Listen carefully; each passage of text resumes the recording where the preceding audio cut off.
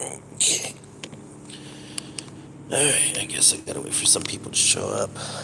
You know, it probably would have been fucking smart of me to actually have seats for this fucker, but no, I didn't bring any fucking seat, did I? Nope. Oh well. It is what it is. But, so probably gonna want to get this more to the middle.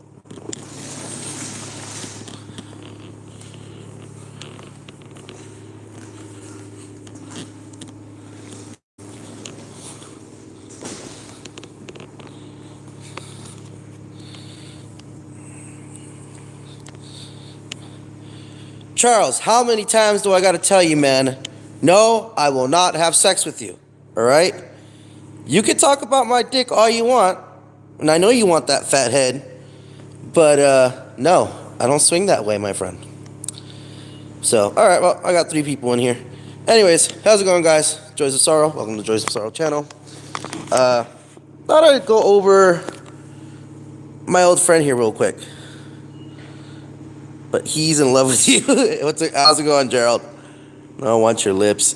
I bet you do, but you ain't gonna get them. Huh. I ain't no cheap whore. Alright? I ain't dog lips. But, anyways, guys. Just wanted to kind of show you guys real quick my old kayak. This is an Intex Explorer K2 inflatable kayak. I bought this one in April of last year, so it's been almost a year since I've had it. I gotta admit, guys, I bought this for $75, brand new. I was impressed. Oh, actually, Charles, you will be surprised, my cocksucking friend. But this being my first kayak, one of the main reasons I bought it was because if you look right there, it could support my fat fucking ass, okay? Haha. Smart. This is technically a 2-person kayak. Although, when you actually own a kayak, you can't really call this a kayak anymore, or at least a true kayak in a sense. Yes, you are sitting inside of it, but as you guys can see, there's no actual compartment like you would have with a regular sit-inside kayak. So this is more like a kayak canoe hybrid sort of thing. And really what just makes it a kayak is really the narrowness. And then it has a area for a skeg right there. Yeah, more like a small rubber boat. But hey guys, like I said, for $75, this got me in the water quite a few times, and this one has been in the ocean about 9 times. It's been in fresh water at least 4 times. So over a dozen times. And many of the places where I've taken this guy to, I could have rented a John boat. Like when I went to Lake Castaic, you can get a John boat for $35 for 2 hours. But you have to leave a $100 deposit. You know, when I go fishing, 2 hours is usually the average, but if I want to stay for a bit, I could do 4 hours. So for the price of just a little bit more than renting a John boat for 4 hours, I was like, fuck it, you know what? I'll get it. I'll try it out. If it doesn't work, I'll just fucking toss it or just eat the loss. But it ended up working. Now, I don't have the seats. As you guys see right here, there's these big Velcro patches right here. These are for inflatable seats. I won't bullshit you. They suck. They absolutely fucking suck as far as backrest goes.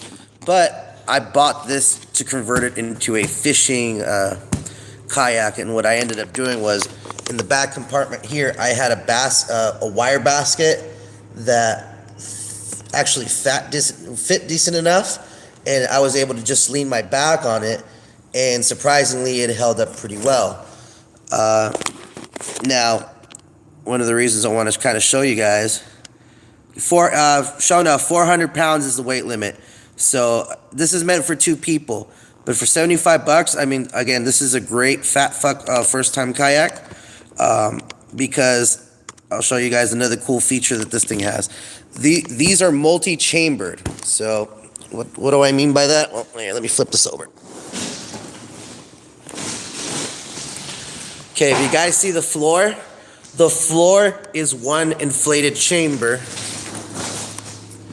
and there's the inflation valve for the floor. It's a standard, inflatable inflation valve, just a large one. Then on each side, you have another individual chamber. So if for any reason one of these chambers wants to puncture, you have the other two to get you back. Now, obviously, it would be a little more dramatic if, for example, one of these side ones get punctured, but it's still comforting to know that you have this big old flotation pontoon on one side and the floor still inflated. Or in my situation, when I stopped using this was because I ended up doing a beach takeoff. It was my third beach takeoff and my first one by myself. And I actually ended up puncturing the bottom. Now, this thing has taken abuse, and it was nothing natural that actually punctured this kayak. I'll show you guys what ended up happening. There's some patches right there that I put on, which, by the way, I actually have extra patches on there, and I'm going to be putting on some more. Let me show you guys the brand. This is the Tenacious Tape Repair Patches from Gear Aid. And on the one where I had the first big hole in it, I ended up adding some of this flexible, durable, adhesive Aqua Seal. This will also work for waders and for like my neoprene pants, for, my wetsuit pants. There you go. And it ended up working pretty good. It's held this much air for almost a month now. So I know that if I need to get it back in the water, I definitely can. I did notice, though, another pinhole right here in the end of the seams. So again, I just ended up grabbing more of the patches and basically patched up every seam, even though most of them didn't have any holes. I'm gonna go do the same back here as well. But aside from that, guys, for 75 bucks, this thing has been great. The way I did it to modify it for fishing, and I am actually going to make a detailed video. I actually do have a lot of footage of myself taking it out fishing. Again, I had a basket. I had a basket here, and on the basket, I had zip tied 3 PVC pipes cut at 16 inches. I'm sorry, 2 PVC pipes cut at 60 inches, and then in the center on each side, I would cut a slot so that I could put the slot of where the reel meets the rod. I can slot it down for more security. And then again, I would have the seat here. I obviously remove the front seat because I'm not gonna need it. And then I would add some stuff in the front. And again, that's where I had my mistake, is I added some stuff in the front. I didn't realize that one of the stuff, my backpack still had a hook on it, so it punctured the front, and that's my fault. It is not the fault of the product. Now, I'm not gonna deny and say that sometimes there's not issue with these inflatable boats, because there definitely is. If you do decide to get your own, test it. Testing it is very important. Let me just flip this around real quick. Kind of want to just give you guys an idea of, for all those times I took it out, it really was a champ, and it took some damage. Now, here in the front top, it has this kind of a skirt that gives it a little extra skin, and that's great, because if you guys see these little red marks here, these red marks I get these from the ocean. When I fish near the rocks, trying to go for spotted bass or in the marina, and I keep bumping into the rocks, that was something that actually scared me at first, because I thought, if I get a sharp abalone or oyster or mussel, that's gonna cut it up and do it for me, and I might sink with all my shit. But no, I mean, for some reason it leaves these weird red marks, but the fucking boat can really take it. Now, this is the back area. Let me show you guys the front. Let's see, I got more spots and wear right there. But all in all, again, the damage is light. for what I've put this through. Now I do have another patch right here. I don't have any holes, so I don't want you guys to think that there's any holes, but I did notice that there's a big scratch right here in the middle. So I was worried that maybe if I did hit a rock or something, then it could open that scratch up and make it worse. So I just preemptively put a clear patch, but that is not the same patching system that I use for the inside. And I honestly like the inside patching system better.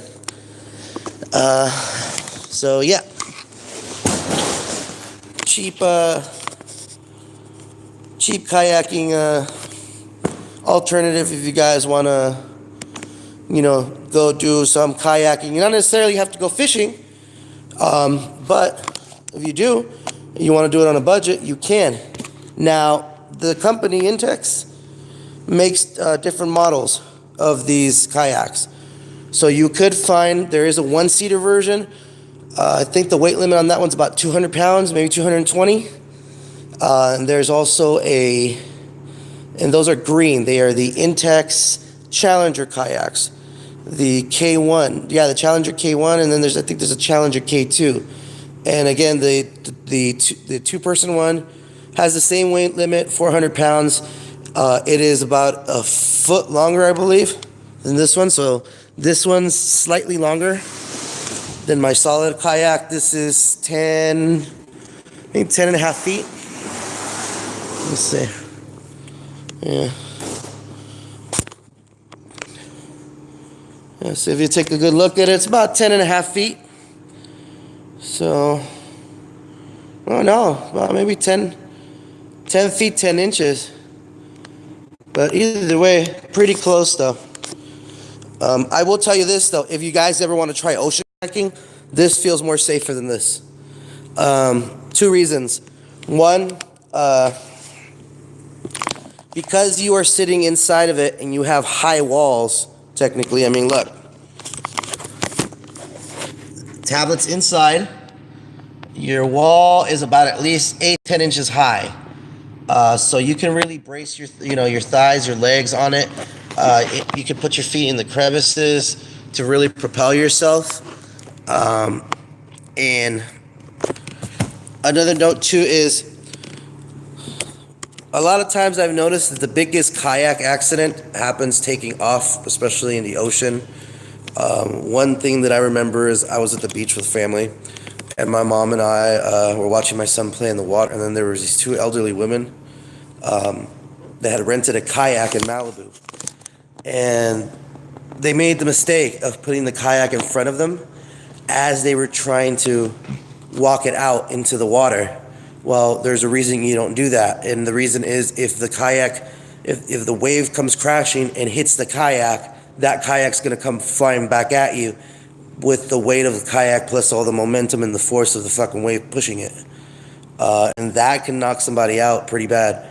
And it actually knocked the 2 women down. It didn't knock them out, fortunately. They were champs. They got up and they did it. They tried again and they were successful. And then I was actually making fun of my mom because, my mom's a little Mexican woman, and little Mexican women don't do shit like that. So I was like, look at them, older than you, and you're just sitting here, roasting in the sun with time. She didn't like that. But, yeah, so that is the beauty of this. This kayak only weighs 26 pounds, and it's full of air. So it's not a big hard plastic shell that's going to be coming in your direction. I mean, that is one of my big worries with this thing, because this thing is 48 pounds. So it's almost double the weight of the kayak. And imagine this thing flying back at you as waves are crashing. Oh man, I really don't even want to think about it. So that was pretty much it. Also, I wanted to talk to you guys about the way I'm doing the lives with the intro and whatnot. What do you guys think of the intro? What do you guys think I should change it a little bit? I was working on an outro.